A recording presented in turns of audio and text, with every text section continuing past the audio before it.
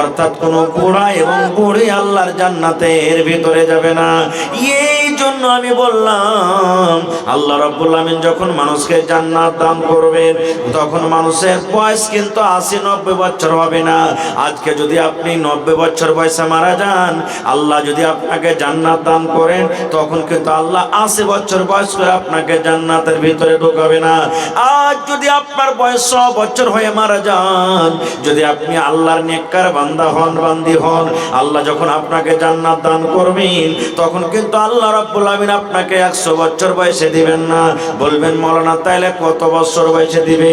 আপনি যেমন 25 বছর, 30 বছর, 22 বছর এই বয়সে যেমন কড়কড়ে হাট্টা কাট্টা জোয়ান থাকেন, যুবতী থাকেন, এই মতো আল্লাহ রাব্বুল আমিন যুবতী হালাতে আপনাকে, যুবক অবস্থায় আল্লাহ রাব্বুল আমিন জওয়ানি হালাতে আপনাকে জান্নাত দান করবেন। কেন আল্লাহ জান্নাত জওয়ানি হালাতে করবেন?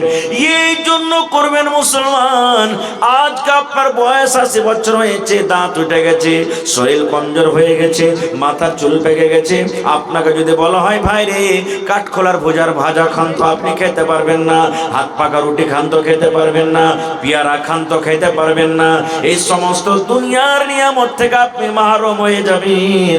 আর আল্লাহ রাব্বুল আমিন বলেন জান্নাত আমি একটা এমন নিয়ামত তৈরি করেছি রে যেখানে মানুষ যা ইচ্ছা তাই খাবে, যেটা মানুষের ইচ্ছা সেখানে যেতে পারবে, মানুষ ওখানে কোনোদিন বুড়াবে না, মানুষকে সর্দি লাগবে না, মানুষকে জ্বর হবে না, ওখানে মানুষ কোনোদিন বেমার পড়বে না, মানুষের পেশাব পায়খানা হবে না। নারে তাকবীর। তো ভাই আমার বলার উদ্দেশ্য, সাদ্দাত জান্নাত তৈরি করেছিল, আমি জান্নাতে কিছুদিন বসবাস করব। কিন্তু যেমনই জান্নাতের ভিতরে ঢুকতে যাবে, সাদ্দাত বাদশাকে খবর হলো এই বাদশা জান্নাত রেডি হয়ে গেছে, চলেন জান্নাতের ভিতরে। আল্লাহ রাব্বুল আমিন মালাকুল মউতকে ডাকতে বললেন, হে মালাকুল মউত, ওই আমার নাফরমান গুনাহগার বান্দা সাদ্দাত যে নিজে জান্নাত তৈরি করে আজকে প্রথমবার জান্নাতের ভিতরে ঢুকছে। আল্লাহ মালাকুল মউতকে বললেন, মালাকুল মউত রে যাও, আমার ওই বেঈমান শয়তান সাদ্দাত যেমন জান্নাতের ভিতরে পা দিবে তুমি সঙ্গে সঙ্গে তার জানখানাকে তুমি কবজ করে নাও। আমি আল্লাহ রাব্বুল আমিন আদেশ করলাম রে মালাকুল মউত, ওই বেঈমান শয়তান যেন জান্নাতের ভিতরে ঢুকতেই না পারে। দুনিয়ার জান্নাত হইতে গেল তার নাম সেই জান্নাত রেখেছে, দুনিয়ার জান্নাত হলো তো কি হলো, কিন্তু তার নাম জান্নাত রেখেছে। আর আমি আল্লাহ রাব্বুল আমিন বেঈমান মুশরিকের জন্য জান্নাতকে আমি হারাম করে দিয়েছি।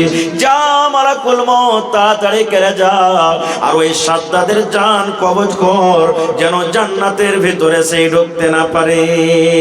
যখন তার জানখানে কবজ করা হয় ওই সময়তে সাদ্দাত বলেছিল, মালাকুল মউত রে তুমি আমাকে 1 মিনিটের সময়টা দিয়ে দাও, আমি এত কোটি কোটি টাকা খরচ করে জান্নাতটাকে আমি তৈরি করলাম, একটা নজর মাত্র আমি দেখব এই আমার জান্নাত কত সুন্দর করে তৈরি করা হয়েছে, জান্নাতটা কত সুন্দর করে বানানো হয়েছে, 1 মিনিট তুমি আমাকে সময় দিয়ে দাও।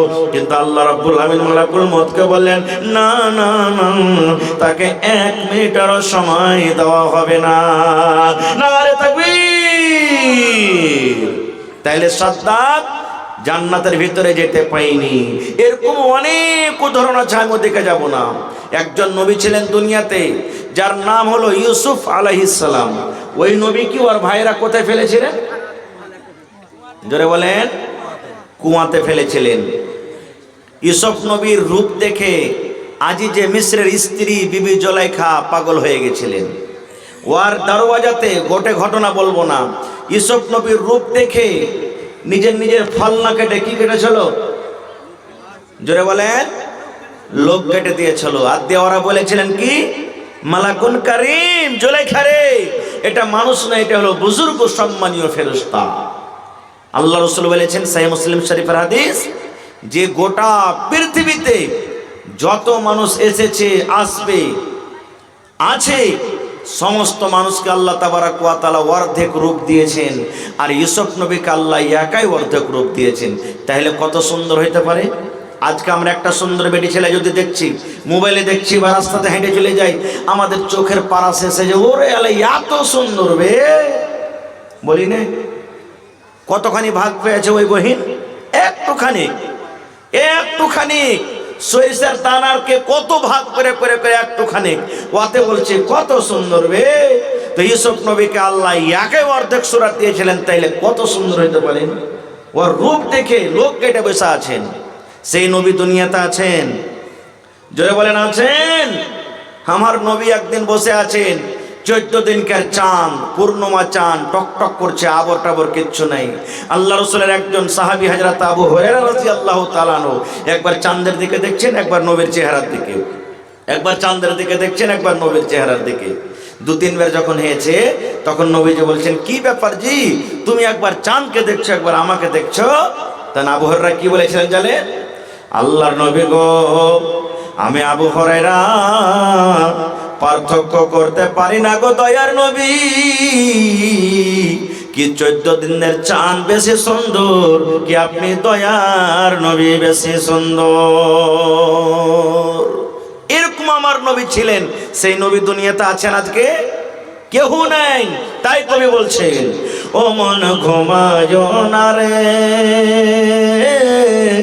নাম জপ মৌলার, একদিন ঘুমাইবা তুমি জিন্দাগির লাগিয়া। ও মন ঘুমায় না রে, একদিন ঘুমাইবা তুমি কবরের মাঝার। ও মন ঘুমায় না রে, ঘুম ঘুম করে রে মন ঘুমের লাগিয়া, একদিন ঘুমাইবে তুমি জিন্দাগির লাগিয়া। ও মন ঘুমায় না রে, একদিন ঘুমাইবে তুমি জিন্দাগির লাগিয়া। ও মন ঘুমায় না রে।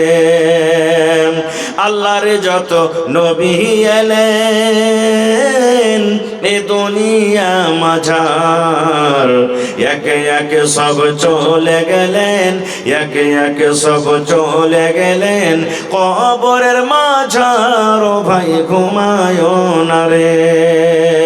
সাদ্দাদ ফেরাউন বাদশা ছিল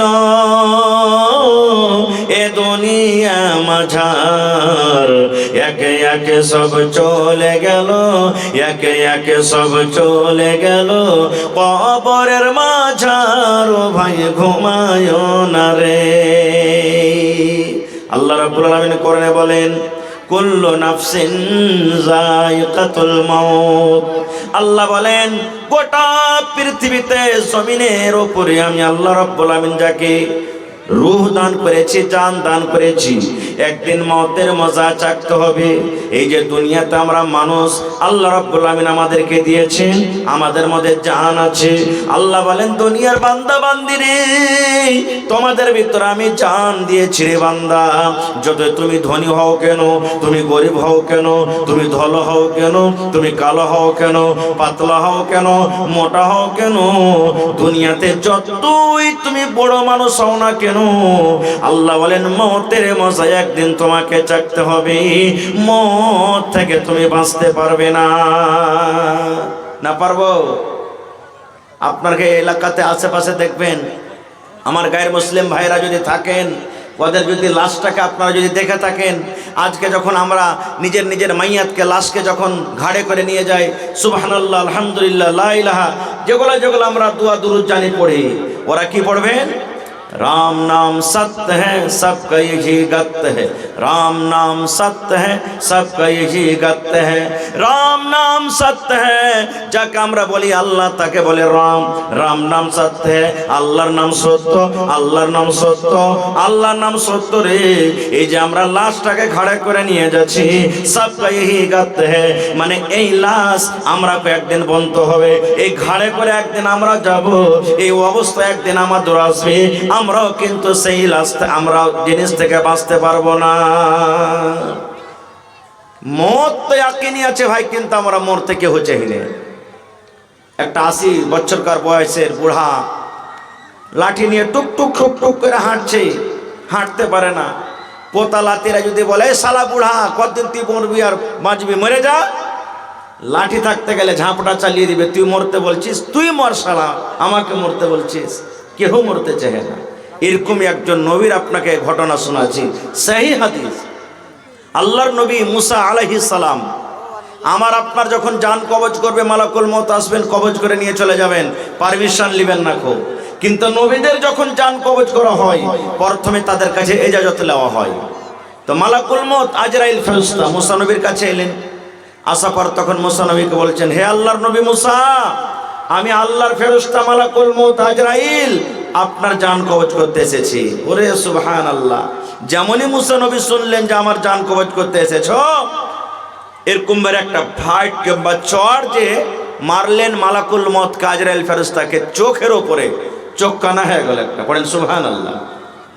মউতের কথা শুনে মুসা নবী একটা এমন করে ঘুষা চড় মারলেন, কাকে? ফেরেশতা মালাকুল মউতকে, ওর একটা চোখ কানা হয়ে গেল। সুবহানাল্লাহ! কত তাকত ছিলেন জানেন? ফেরাউনের একটা সিপাহীকে একটা থাপ্পড়ে ওকে দুনিয়া থেকে বিদায় করে দিয়েছেন, এত শক্তি ছিলেন মুসা নবীর। চোখ কানা হয়ে গেল। তা আল্লাহ জানছেন না জানেন না? আল্লাহর কাছে খবরটা আছে না নেই? আছে। চলে গেলেন আল্লাহ রাব্বুল আলামিন। এবার মালাকুল মউতকে বলছেন, মালাকুল মউত রে, তোমার অবস্থা কেন এরকম? তোমার চোখটা কেন কানা হয়ে গেল? এইবারে মালাকুল মউত বলছেন, আল্লাহ তুমি এমন নবীর কাছে আমাকে পড়ালছো রব্বুল আলামিন, তোমার নবী মুসা মরতে চাই না আল্লাহ জি, দুনিয়া তারও বাঁচতে চাহে। এই রব্বুল আলামিন মতের খবর পায়ে, মতের কথাটা শুনে এমন জোর করে আমাকে একটা ফাইট মেরে চাল্লাম, আর সঙ্গে সঙ্গে চোখ কানা হয়ে গেছে। আল্লাহ দেখো আমি চোখে কিছু সোজা দেখতে পাই না, আল্লাহ আমার একটা চোখ কানা হয়ে গেছে। আল্লাহ রব্বুল আলামিন তখন বলছেন, মালাকুল মউত তুমি চোখে দেখতে পাও না? না তো না। আল্লাহ রব্বুল আলামিন তার চোখটাকে ভালো করে দিলেন, মালাকুল মউতের চোখ ভালো হয়ে গেল।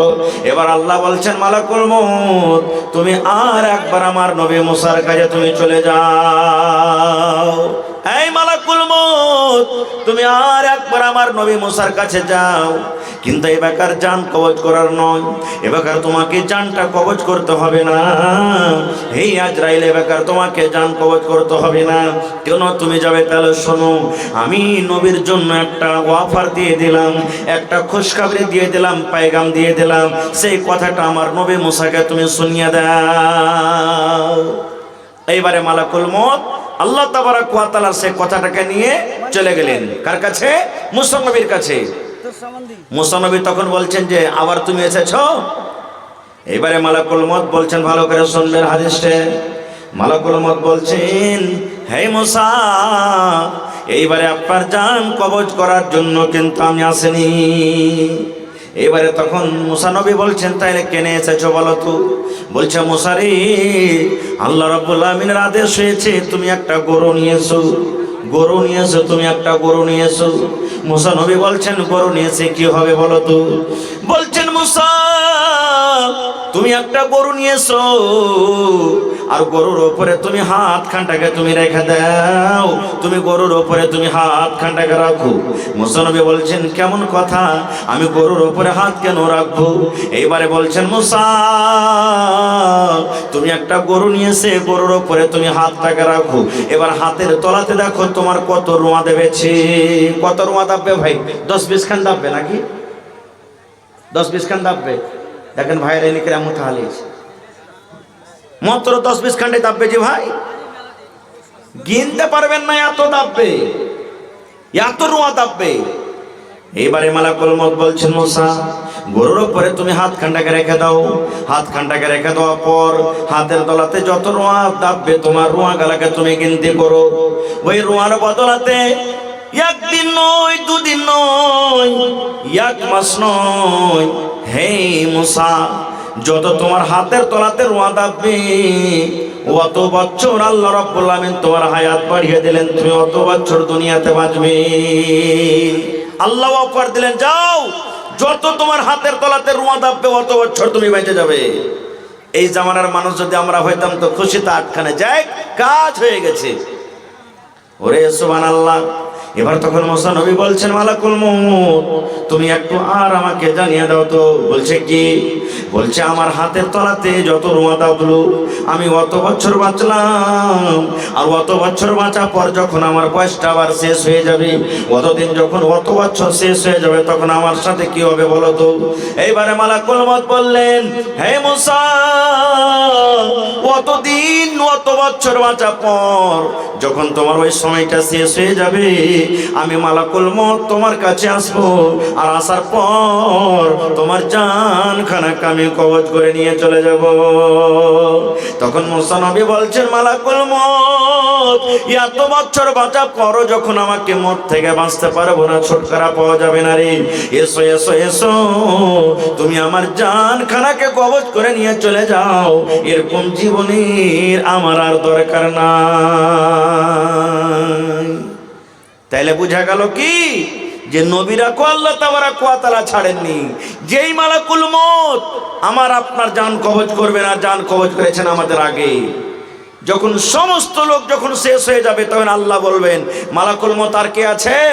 বলবে, আল্লাহ তুমি আছো আর আমি আছি।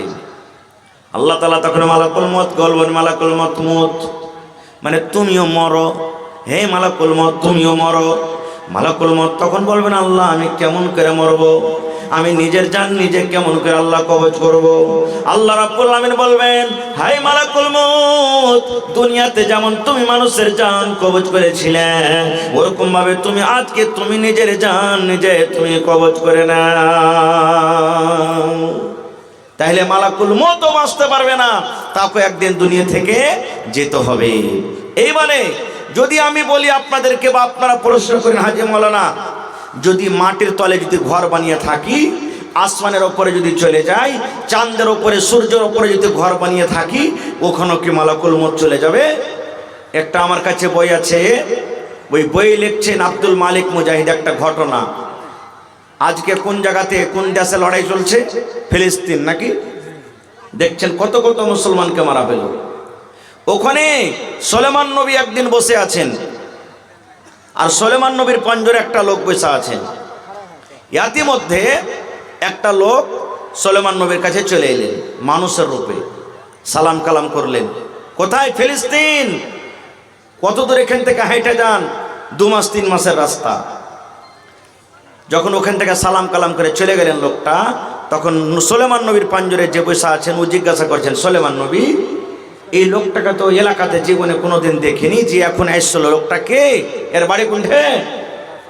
তখন সুলেমান নবী বলছেন, যারে খ্যাপা, এটা হলো আল্লাহর ফেরেশতা আজরাইল মালাকুল মউত। বলছে, এইটাই মালাকুল মউত হতে? হ্যাঁ। তখন ওর ডর কিন্তু হয়ে গেছে ভিতরে দিয়ে। সুলেমান নবীকে বলছেন যে, এক কাজ করেন, আমি আর এখানে থাকবো না এই দেশে। কোথায় যাবি? আমাকে হিন্দুস্তানের মাটিতে পৌঁছে দিন। ও দেখে চিনে গেল কখন যে এসে জান কবজ করে নেবে, আমি আর থাকবো না এখানে, আমি এখান থেকে চলে যাবো। আচ্ছা, আরশেদের বেটি এখন থালি দোয়া করে দিচ্ছি। বলছে যে আমাকে আপনি হিন্দুস্তানের মাটিতে পৌঁছে দেন, আমি আর থাকবো না এই জায়গাতে, কখন এসে আমার জানকে কবজ করে নিয়ে চলে যাবে। সুলেমান নবী জিনকে বললেন বা হাওয়াকে বললেন, এগুলা তাবে ছিল তার, পৌঁছে দাও, পৌঁছে দিলেন। ঠিক আধ ঘন্টা পরে বা 20 মিনিট পর আমার মালাকুল মউত চলে গেলেন সুলেমান নবীর কাছে। সুলেমান নবী কিন্তু একাই বসে আছেন ওখানে। এইবারে মালাকুল মউত তখন সুলেমান নবীকে বলছেন, সুলেমান নবী, আধ ঘন্টা আগে যে লোকটা আপনার পাঞ্জরে বসেছিল, ওই লোকটা কই? আমি যে আপনাকে আধ ঘন্টা আগে আপনার পাঞ্জরে একটা লোককে বসে থাকতে দেখলাম, লোকটা কই? এবারে সুলেমান নবী বলছেন, মালাকুল মউত, তুমি আধ ঘন্টা আগে যখন এসেছিলে, তোমার কথাটা শুনে তার দিলে ডর হয়েছে, ভয় হয়েছে। তোমার ডরে ওই হিন্দুস্তানের জমিনে চলে গেছি, হিন্দুস্তানের মাটিতে কিন্তু চলে গেছি। এইবারে তখন মালাকুল মউত বলছেন, আল্লাহ তুমি কত বড় দয়ামান, আল্লাহ তুমি কত বড় দয়ালু, আল্লাহ যে তুমি কত বড় রব, আল্লাহ তোমার পাওয়ার কত। এইবারে সুলেমান নবী তখন বলছেন, মালাকুল মউত তুমি এই কথাটা কেন বলো? বলছেন সুলেমান নবী, এই জন্য আমি বলি, আল্লাহ রাব্বুল আমিন আমাকে আদেশ করলেন, মালাকুল মউত রে, ওই সুলাইমান নবীর পাঞ্জরে যে লোকটা বসে আছে, এই লোকটাকে আধ ঘন্টা পর হিন্দুস্তানের জমিনে তোমাকে জানখানা কবজ করতে হবে। আমি কিন্তু ভাবা চিন্তা করলাম, আল্লাহ এইখান থেকে হিন্দুস্তান থেকে মাস মাস দূরের রাস্তা, আর ওই ফিলিস্তিনের মাটিতে বসে আছে লোকটা, আর মাত্র আধ ঘন্টা টাইম আছে, আর আধ ঘন্টার ভিতরে আমি হিন্দুস্তানের মাটিতে তার জানখানাকে কেমন করে কবজ করব। রে সুবহানাল্লাহ, এই সুলাইমান নবী, আল্লাহ রাব্বুল আমিনের কুদরত, আল্লাহ রাব্বুল আমিনের পাওয়ার দেখো। আমি আবার আপনার কাছে এই জন্য দেখতে আইলাম যে আমি যে লোকটার জান কবজ করলাম ওইটা অন্য লোক কিংবা আপনার পাঞ্জরে যে বসেছিল ওই লোকটাই। হে সুলাইমান নবী, আমি আল্লাহ রাব্বুল আমিন আদেশে ওই হিন্দুস্তানের মাটিতে লোকটার জান কবজ করে আমি এখনই চলে এলাম। তাই আল্লাহর কোরআন বলেন, আল্লাহ বলেন, আইনামা তাকুনু ইউদরিকুমুল মাউত ওয়ালাউ কুনতুম ফি বুরুজিম মুশাইয়াদা। আল্লাহ রাব্বুল আমিন বলেন, আইনামা তাকুন, তুমি দুনিয়ার যে কোনো জায়গাতে থাকো না কেন, তুমি আসমানে থাকো না কেন, চাঁদের উপরে তুমি চলে যাও, মাটির তলে তুমি ঘর বানিয়ে থাকো, পুরো পুরো তুমি ঘর বানিয়ে, কেলা বানিয়ে তুমি তালা চাবি দিয়ে যদি বন্ধ করে থাকো,